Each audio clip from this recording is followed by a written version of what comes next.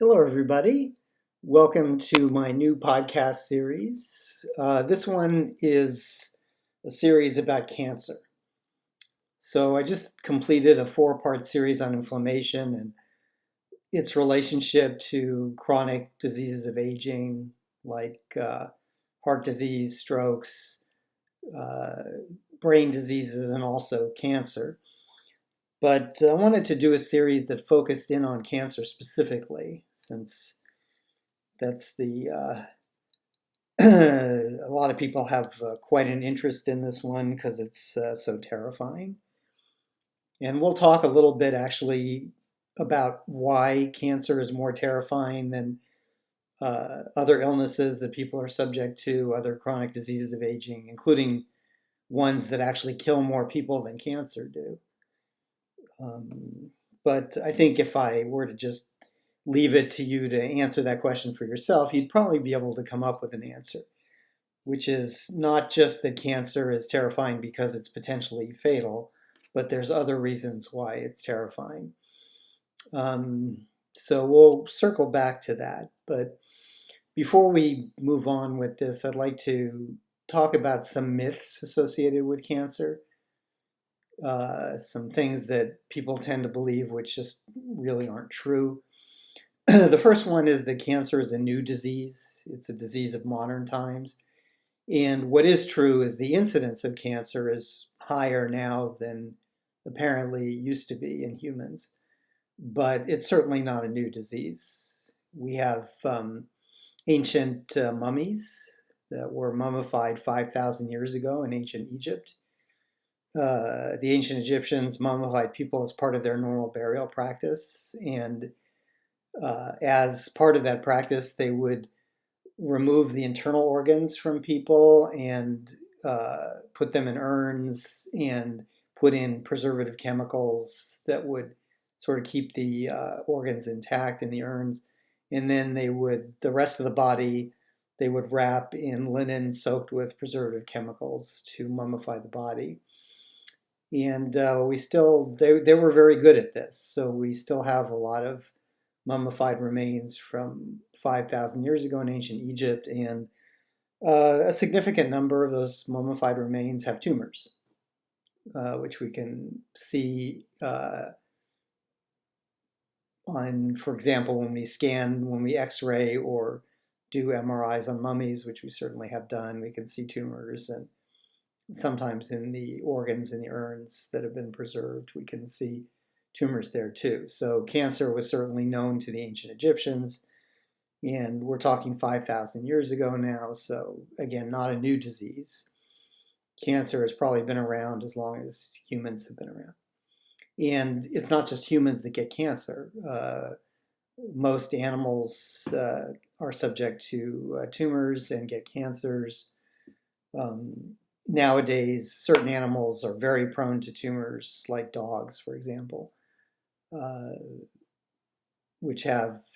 Dogs have a cancer incidence that's about as high as humans. We notice that the incidence of cancer in modern animals is higher in carnivores than it is in herbivores, that is higher in meat-eating animals than in plant-eating animals. And it's higher in, for example, vertebrate mammals than it is in, say, reptiles. But cancer is not unheard of in reptiles. In fact, snakes and certain reptiles, just regular lizards and stuff, they tend to get cancer at a rate of about 10%, a lifetime rate of about 10%. In humans, that rate is closer to 40%. So they certainly don't get it at the same rate we do, but they do get tumors. Interestingly, one of the lowest rates of cancer in the animals that get cancer is in like sea turtles. They have an incidence of cancer that's much less than 1%, even though they're very long lived. Sea turtles can live more than 100 years, but their cancer incidence over their entire lifespan is still less than 1%. And so you might think, well, what's protecting the sea turtles? And that's a good question. So we've done scientists have done investigation on what protects sea turtles and other animals that get cancer at low rates. For example, pretty well known that sharks get cancer at lower rates than humans, although a book came out a number of years ago called, Why Don't Sharks Get Cancer or something like that. But sharks actually do get cancer.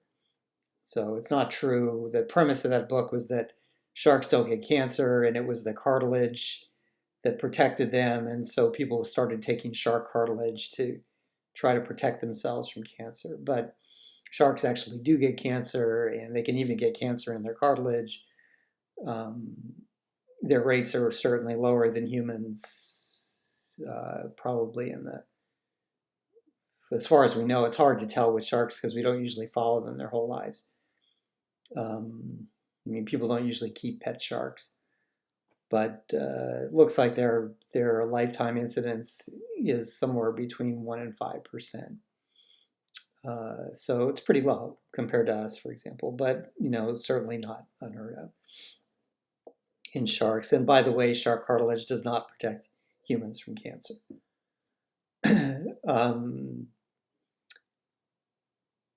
Other reptiles that existed a long time ago, in case you're thinking again that cancer is a relatively new disease. Again, we've seen it in the remains of humans from many thousands of years ago, but we also see it in even dinosaur fossils. Occasionally you see bone cancers in dinosaur fossils that are millions of years old. So again, cancer is not a new disease. It's quite an ancient disease. And as far as humans go, it's been with us, no doubt, as long as we've been around. But the incidence looks like it's higher now in humans than it used to be. So we can discuss why that might be. And also why it is that certain animals seem to be fairly well protected from cancer and that they have a much lower incidence. For example, with sea turtles, which have like a lifetime incidence of less than 1%. What makes sea turtles so impervious to cancer? Why are they so resistant? And one thing that's almost certainly true is turtles have very slow metabolism compared to us. Really slow metabolism. And that's very protective because our fast metabolism generates a lot of toxic chemicals. When we metabolize food, when we burn our food, for example, for energy, we create some toxic chemicals called free radicals, which damage parts of our cells and our DNA as well. And when they damage our DNA, they can cause mutations, and cancer is a mutational disease. It ultimately derives from cells that have mutated DNA.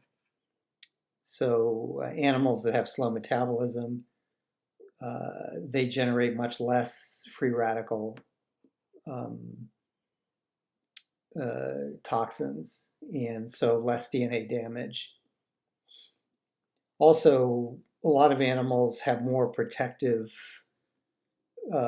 they make more protective proteins in their bodies that protect them against mutations, for example, or against the growth of tumors.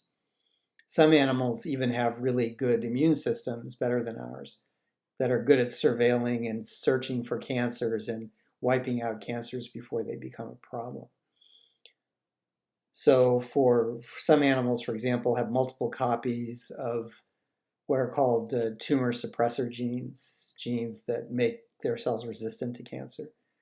And like humans tend to just have 1 or 2 copies of these genes, whereas some animals have many copies of these genes, and they're naturally then more resistant. Some animals have extra copies of genes that code for proteins that repair DNA, that fix their DNA and fix mutations. We have several DNA fixing genes, 2 really important ones. But there's some animals that have 6 or 8 or 10 of these genes, and again, their DNA tends to be then much more protected against mutations that can cause cancer. So in the cases of animals that seem to be very naturally resistant to cancer, if they've been studied intensively, we've usually been able to figure out why they're so much more resistant, for example, than we are. What's more interesting, though, is why humans, not just why we're vulnerable to cancer, but why we seem to be getting more vulnerable to it over time. That is, for example, now versus, say, 50 or 100 years ago. And, some of it is just better diagnostics. We're better at detecting cancer now than we used to be. And, that automatically gives you a higher incidence because we find more cancers now than we used to. In the old days, people would sometimes die and we wouldn't know why. And on the death certificate, they just write like pneumonia because they had a cough. But if you were to really, open them up and take a look, you would have seen that they had tumors everywhere, including their lungs. So, we classify more things as cancer now than we used to, and that certainly contributes to the higher incidence. But even correcting for that, for better diagnostics, there still seems to be increasing incidence of cancer, particularly among younger people now than there used to be. And, that's an active and interesting area of investigation as to why that might be. But what I wanted to do first, because I'm a kind of a history person, I like historical, I like to follow the story through history with something that I'm learning. And I wanted to give you a little bit of the history of, our development of our understanding of what cancer is, how it develops, what causes it, and how we treat it. Because these things are evolving.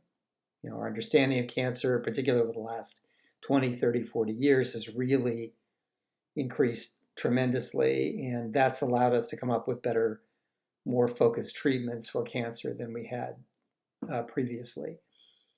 And truth is, if you go back more than 100 years or 120 years, there weren't really pretty much any treatments for cancer, none that were very effective. So I like to talk about the history here. So you get a sense of, the development of our understanding of this disease and how we got to where we are now. But as I said, our understanding has really tremendously increased over the last 20 or 30 years, and that's allowed us to develop some significantly better treatments than we had before. And as a result of that, people who are diagnosed today in the United States, for example, are living on average a lot longer with cancer than they used to.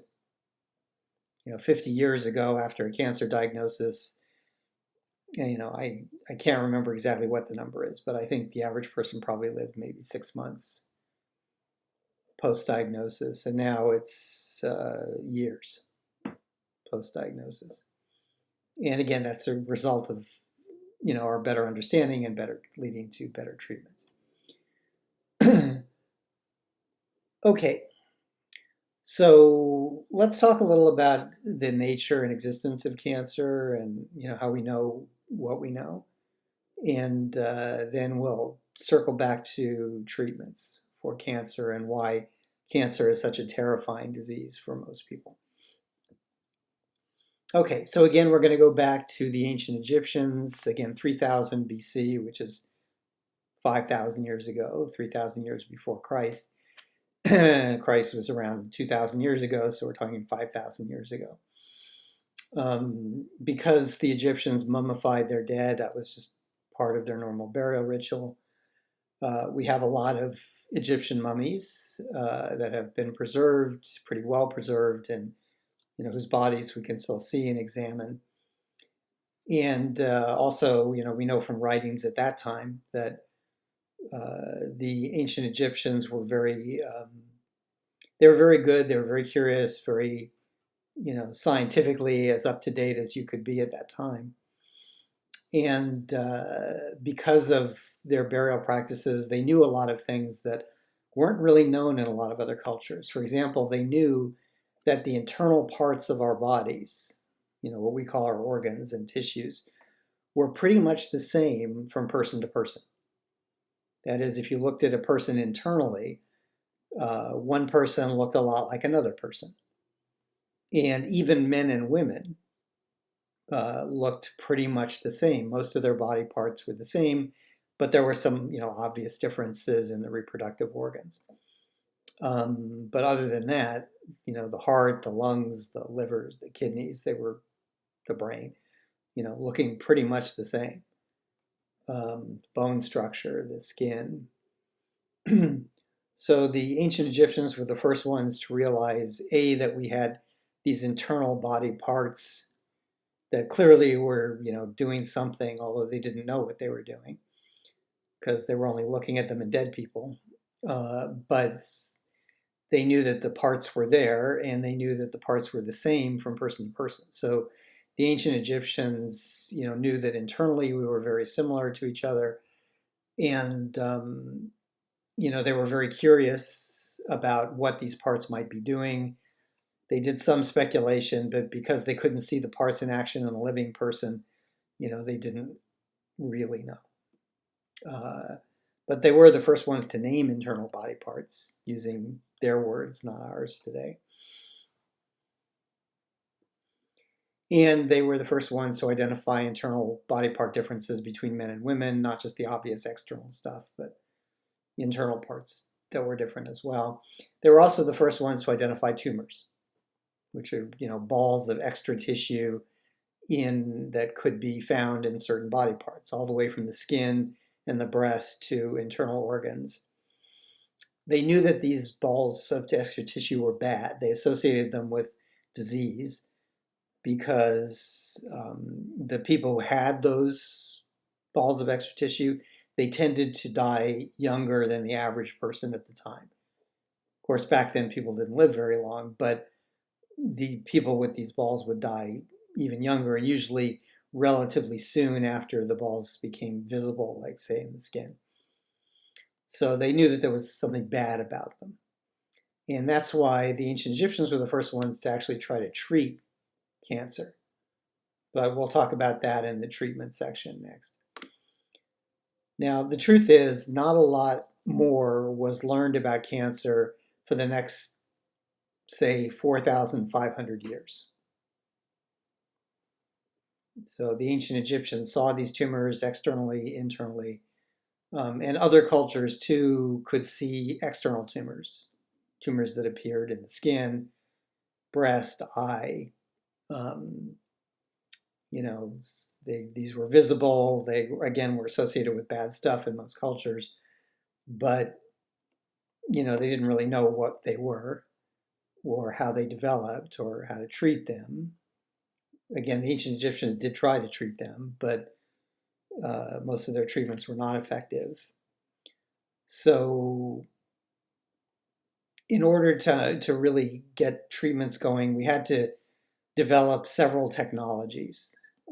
First of all, a technology that allowed us to see the tumors in detail at the microscopic level, and that was the microscope, which wasn't invented until the late 1500s. And then devices that would let us see tumors internally before they, say, became visible on the outside.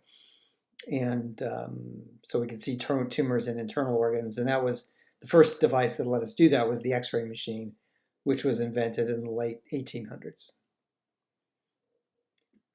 So starting in the 16 and 1700s, biologists started using their new toy, the microscope, to look at tumors under the microscope. And in the 1800s, we developed what was called cell theory, which was that our organs, the heart, the lungs, the liver, the kidneys, were made of what are called tissues, and tissues were made of cells.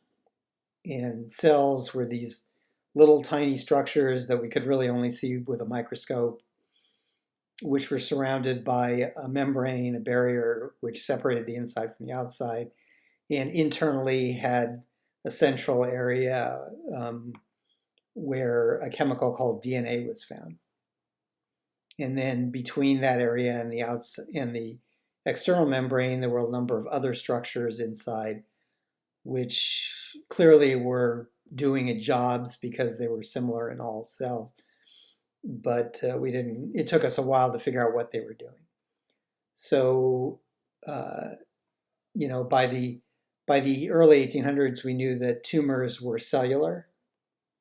So they were made of cells like our organs and tissues, but the cells didn't look the same as the normal organ and tissue cells. Under the microscope, they looked different. They had different shapes. Their nucleus was kind of fragmented. They just looked strange. But biologists by then had figured out that these tumors sort of came from the organs, but the cells had somehow changed.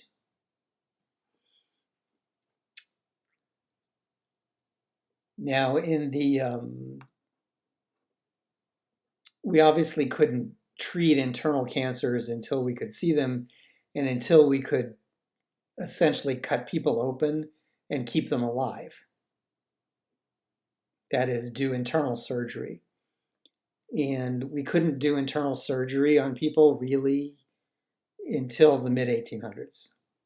I mean, people had tried to do before that to do it, but without anesthetics, without something to keep people unconscious but alive while they were undergoing surgery, they would be screaming in pain and bleeding out and getting infected, and it was a real mess and not very successful. So the successful surgeries were the result of several discoveries, essentially, several inventions. One was the invention of anesthetic, or the discovery, I should say, of anesthetic, which was drugs that could keep people asleep or unconscious during surgery so they wouldn't be screaming in pain when somebody was actually cutting them open.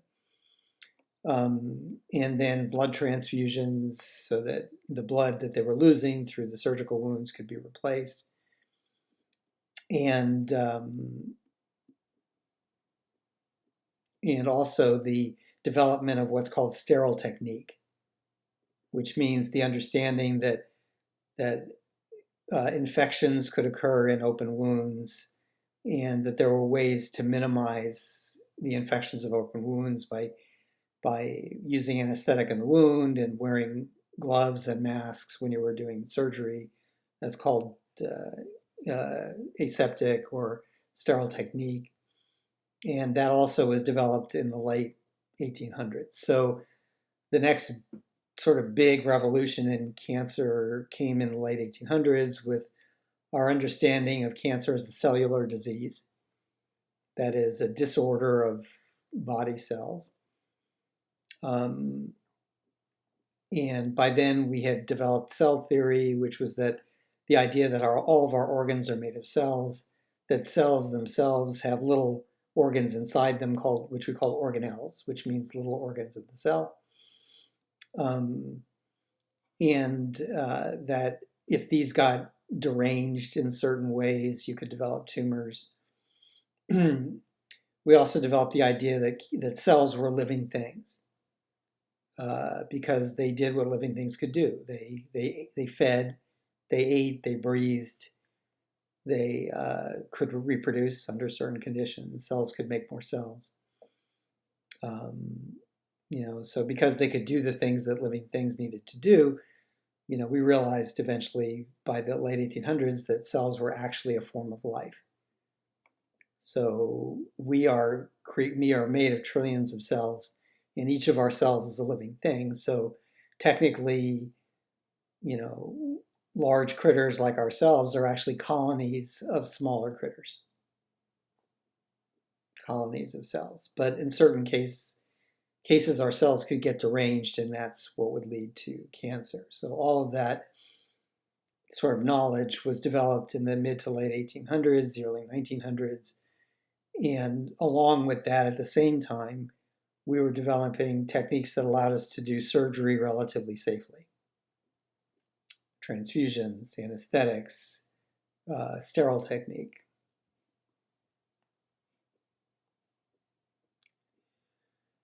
In the late 1800s, we found X-rays. We found natural compounds that were radioactive that could emit X-rays.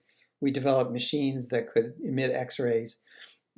And we found out that X-rays could visualize internal parts of the body, like bones. So it was a way to see inside the body without actually cutting open the body.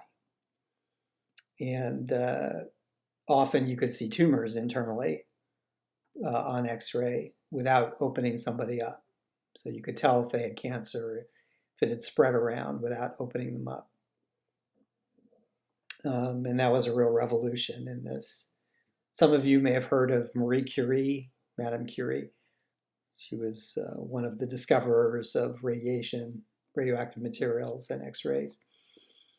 But very soon after X-rays were developed, which was, again, the late 1800s, we developed X-ray machines. We were using them to scan the internal parts of people to identify disorders, fractures, tumors inside people. And not long after that, they did discover that the radiation, if it was concentrated and strong enough, could actually destroy tumors. And that's how radiation therapy developed. So we'll talk about that again when we talk about discoveries of treatments for cancer. So by the early 1900s, so we're talking 100 years ago now, we realized that cancer was not just a cellular disease, but it was what's called a chromosomal disease. So the chromosomes are the DNA chemicals in the nucleus in the center of cells. And by the early mid-1900s, we realized that DNA was actually instructions for building important cell parts, including the organelles of the cells. And the DNA could actually get disordered, it could get damaged, and the instructions could get garbled. And when that happened, we call that mutation. And they realized by the mid-1900s that cancer was actually a mutational disease. It occurred when normal cells of the body had their DNA messed up, mutated. The instructions were garbled, and giving the bad instructions caused cells to appear abnormal and to behave abnormally, like to reproduce too fast and form these extra balls of tissue. So we didn't realize all that until the mid-1900s. Again, we're talking less than 100 years ago. So even though we've known about tumors for thousands of years, it's been less than 100 years that we've really understood the nature of those tumors. You know, what's going on that creates them, that they're cellular, that they actually come from the cells of our own body, which have their DNA messed up.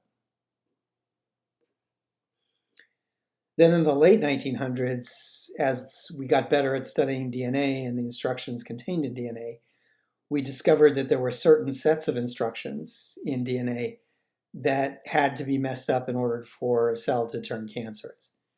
For example, instructions for the timing of the reproduction of cells. Cells have instructions that control when they reproduce. And when those instructions get messed up, you can have cells that reproduce too fast, form extra balls of cells, which we call tumors. And you found those kinds of instructions messed up in all cancers. So these pieces of DNA we identified as having to be messed up in order for us to turn a cell cancerous, we called oncogenes. Onco being a word for cancer. So cancer genes. And those were discovered in the late 1900s. When I say late here, we're talking 1970s, 1980s, in that range.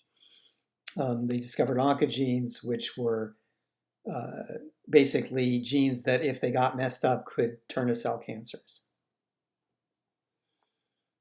Now, ever since then, we've been identifying more and more oncogenes. Turns out there's a lot of them.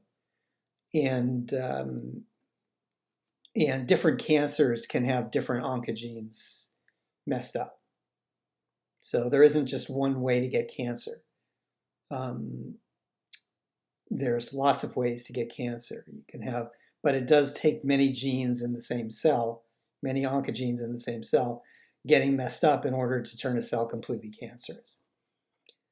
So cancer usually actually develops in stages where, a growth gene gets messed up first, and then other genes, death genes, and immune surveillance genes get messed up later. And then after all these genes are messed up in the same cell, then the cell turns cancerous.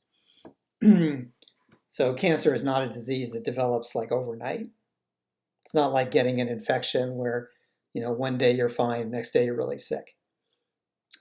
Cancer develops over years, months to years. And it develops through progressive mutation, through these key oncogenes getting messed up in the cell. So the first oncogenes we identified were genes that controlled timing of cell division. And those kinds of oncogenes are always messed up in cancer, regardless of which cancer we're talking about. But again, there's not just one gene that controls cell division, not just one set of instructions. So there's many sets of instructions that control the timing of cell division, and different cancers can have different ones messed up. So by the 1990s, we discovered other genes that needed to be messed up in order to get cancer, other oncogenes. And the next set of oncogenes we discovered were cell death genes, which were genes that normally cause cells to commit suicide under certain conditions, or die when they weren't functioning properly. All of our cells have instructions that lead to their death if they're not functioning properly, or if they're located in the wrong part of the body, or if their DNA is very messed up and the damage to the DNA isn't fixable. So under all these circumstances, your cells have genes that they can activate to actually commit suicide, so that they don't. And the whole reason for these suicide genes is so that a messed up cell does not progress to a cancerous state. So these genes are actually protective against cancer, because cancer cells get disordered. But in order for a cell to turn cancerous, it's not just its reproductive genes, reproductive instructions that need to be messed up. It's also its death genes, or the proteins that activate the death genes, I should say, that need to get messed up in order for the cell to survive, various abnormal conditions that cancer cells survive, like, for example, moving to the wrong part of the body. That normally would activate suicide genes in a cell, but cancer cells have their suicide genes silenced, and so they don't die when they're supposed to. Another set of genes that is messed up in cancer cells is genes that allow cancer cells to avoid detection by the immune system. And I think we talked about this in the inflammation part of the podcast, but your immune system, which is made of your white blood cells, is constantly monitoring your body for abnormal cells that don't belong in your body. And that can include bacterial cells, which definitely don't belong in your body, but also cancer cells, which are messed up and have very abnormal surfaces. And your immune system is programmed to destroy and eliminate those abnormal cells. So under normal circumstances, your immune system would detect cancer at a very early stage and eliminate the cancer cells.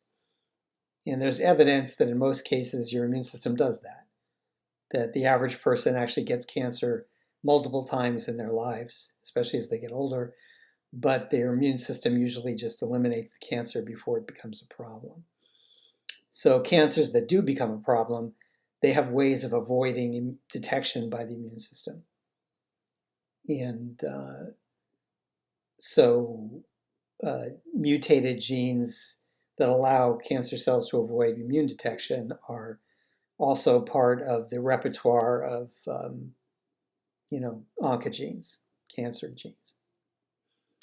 So all of these genes have to be messed up in order for a cell to turn cancerous. Genes that control timing of reproduction, genes that control death of the cell, genes that control the cell's ability to avoid detection by the immune system, those all have to be messed up. But within each of those categories, there's a lot of different genes, a lot of different instructions. So it's possible to get cancer different ways. It's not just the same identical genes that are messed up in different cancers. Which is something that makes cancer a bit hard to treat, because one person's cancer can have some different genes messed up than another person's cancer. The effect may be the same, but the actual specific genes and the way they're messed up can be different. There's a lot of different combinations here. So realizing that and recognizing that, which was done in the late 1900s to early 2000s, very important part of our understanding of cancer and its development. And once we understood these things, though, and we started to learn what the oncogenes were and how they messed up the cells, when they were messed up, what specific changes happened in the cells, we started trying to figure out how to target those changes, how to silence the oncogenes or reverse their effects or inhibit the effects within the living cells. And this involved, screening lots of chemicals to see which chemicals could actually, for example, inhibit an oncogene or inhibit its effects. And then even ways of re-engineering the genes and the DNA of a living cell. And up until very recently, we didn't have easy ways to do any of those things. Those things took a lot of time and effort, in some cases couldn't be done. But in the last 20 years, we've developed these incredible techniques and ways that we can identify oncogenes relatively quickly in a particular type of cancer, identify chemicals that can reverse or inhibit the effects of those oncogenes, and even in some cases re-engineer the DNA that's messed up so that it's not messed up anymore, or to silence those genes in living cells using molecular tools, DNA editing tools such as CRISPR, which was developed just in the last 20 years. And even more recently, over the last few years, we've been able to use the assistance of artificial intelligence programs to help us develop treatments for these cancers. In some cases, artificial intelligence can screen chemicals without us actually having to add the chemicals to the cells. It can screen for, based just on their shape, chemicals most likely to, for example, inhibit a particular oncogene. And using artificial intelligence, we can screen thousands of chemicals a week, where that used to take, to do that in the old days, used to take years and years. So our techniques are becoming much better thanks to modern technology and a much fuller understanding of the way cells work, and of better technological assistance in how to develop treatments for cellular disorders. And that's where we are today. But a lot of this work is very recent, 20, 30, 40 years. When I was in college, and we're talking now, when I was an undergraduate, so we're talking 45 years ago, I took a cancer biology class 45 years ago. I still have the textbook somewhere. And we knew almost nothing. If you read that textbook today, it's laughable how little we knew 45 years ago about cancer. I mean, really, virtually nothing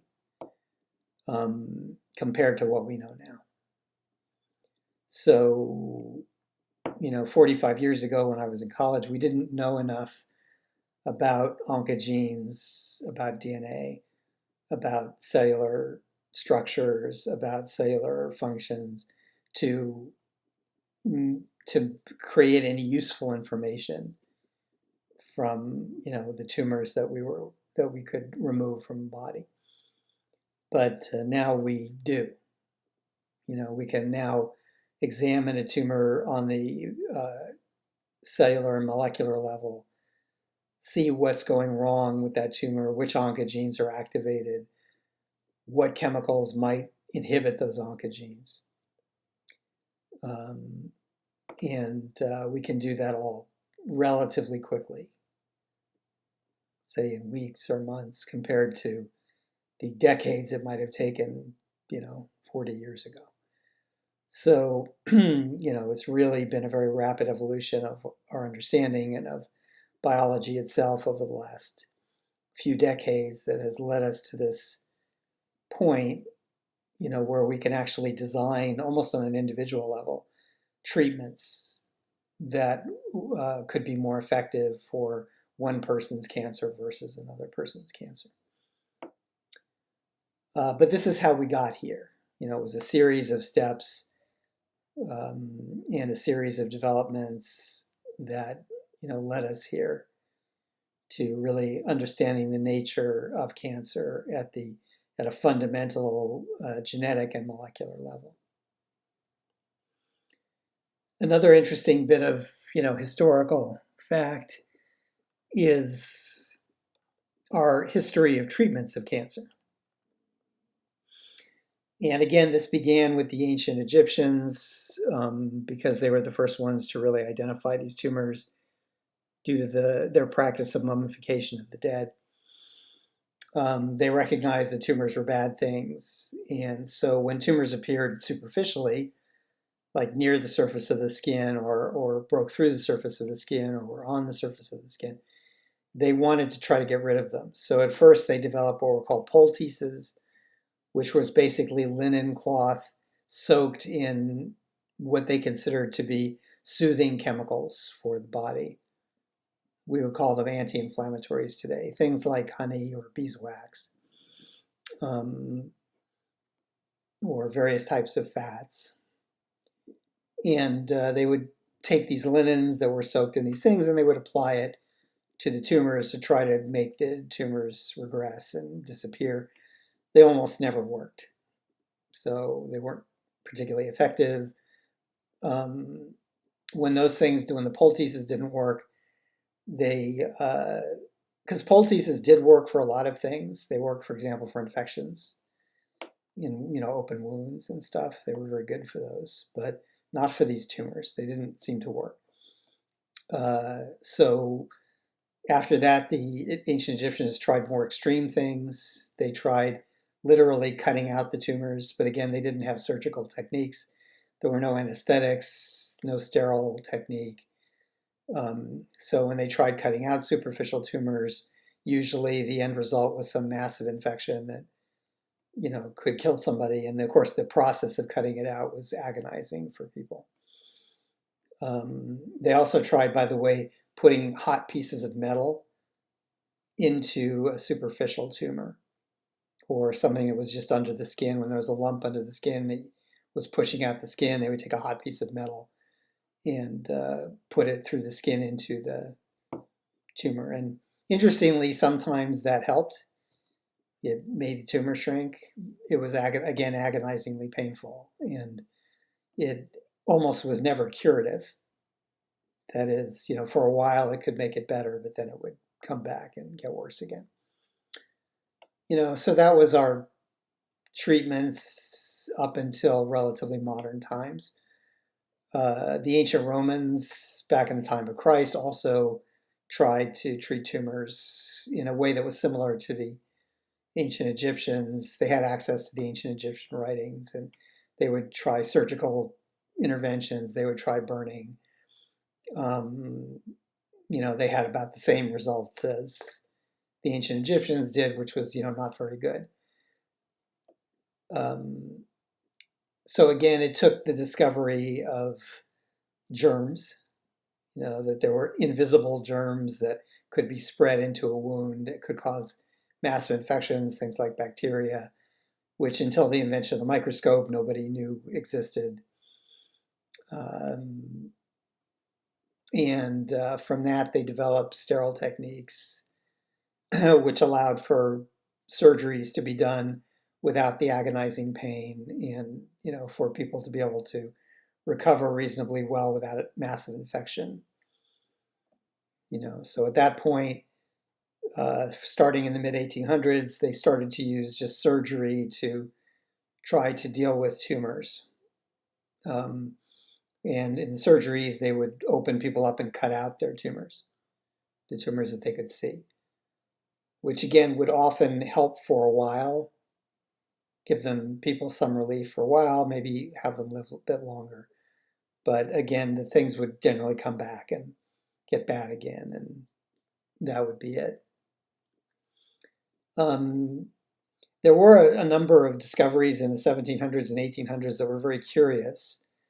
It got people thinking, but it took a while for them to be able to put it together. For example, in the 1700s and 1800s, they discovered that if people were infected with certain germs, if they got certain illnesses, when they also had cancer, that sometimes the cancer would temporarily go away. So there came to a practice in medicine of deliberately infecting people with, like the pus from certain infections,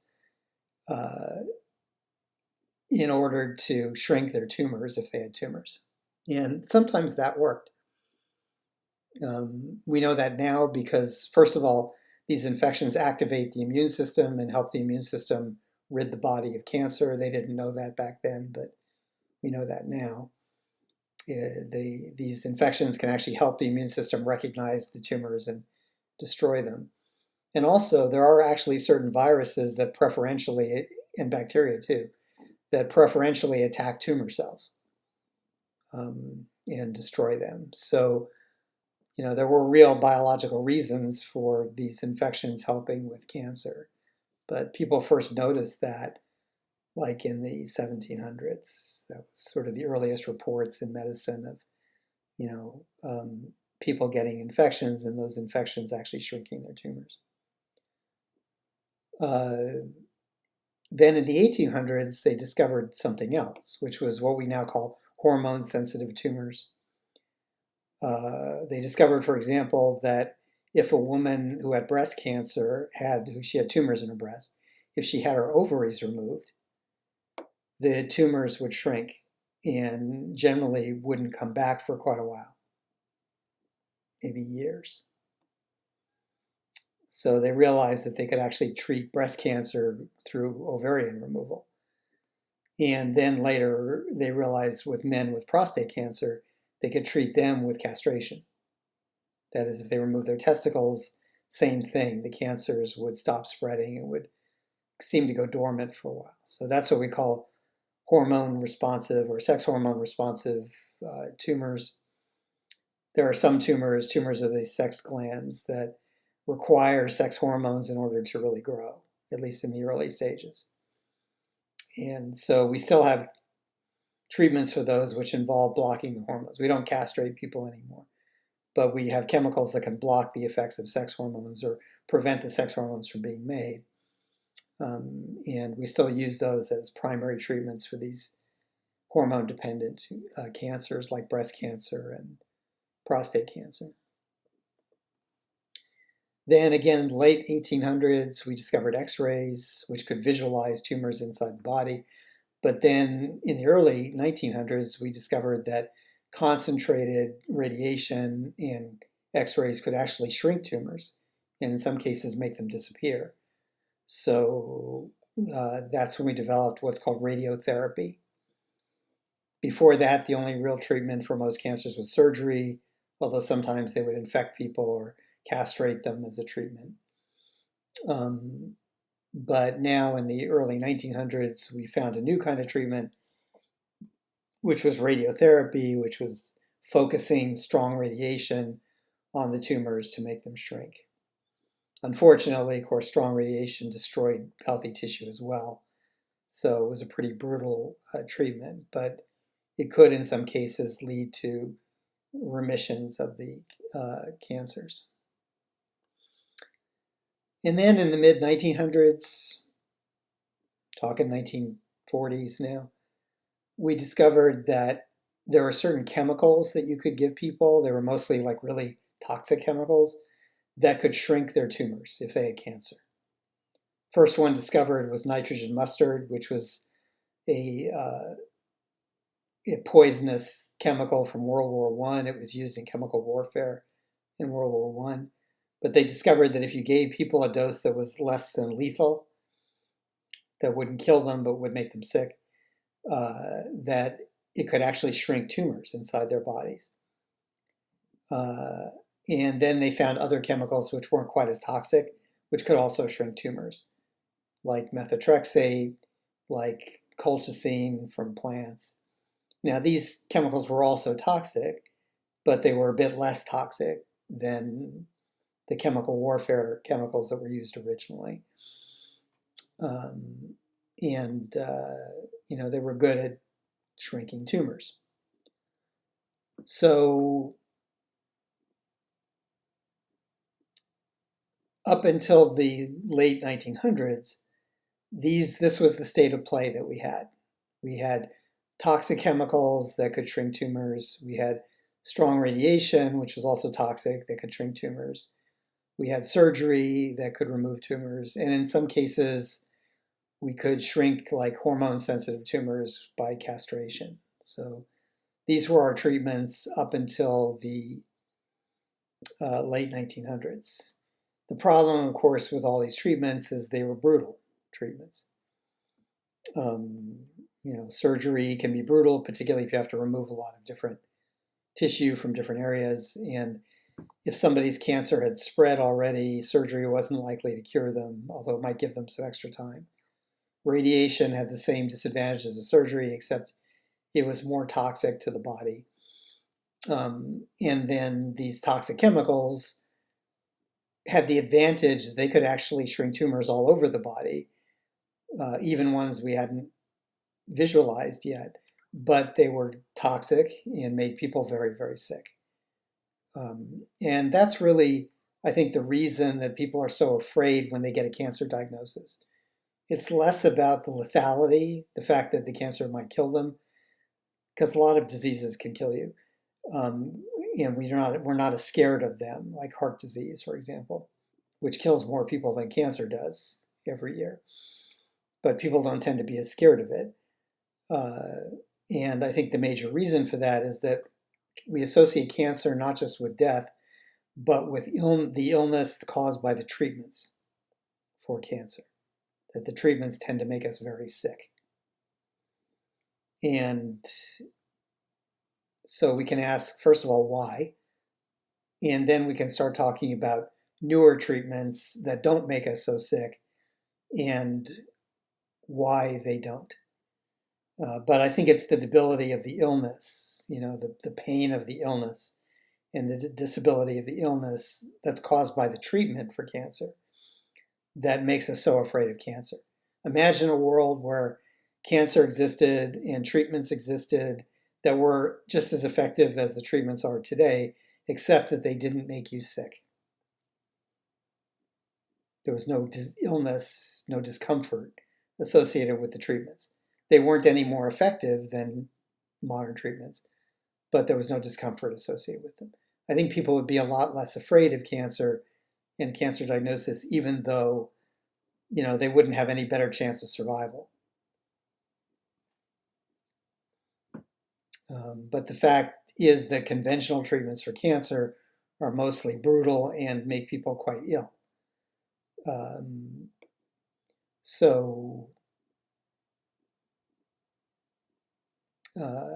I think it's that illness rather than the cancer illness that really is the terrifying part for a lot of people of the cancer diagnosis. So what we're going to talk about in the next video is modern treatments based on our modern understanding of what cancer is and how it develops, and how these new treatments, which can be more targeted, might in the long run be able to delay and cure cancers with much less debility and much less illness. So hopefully they might be able eventually to take some of the fear out of the cancer diagnosis. Okay, so that'll be our next video, which we'll go on to, and I hope you found this interesting so far, and I hope it gets more interesting for you as we talk about modern treatments. Okay, take care.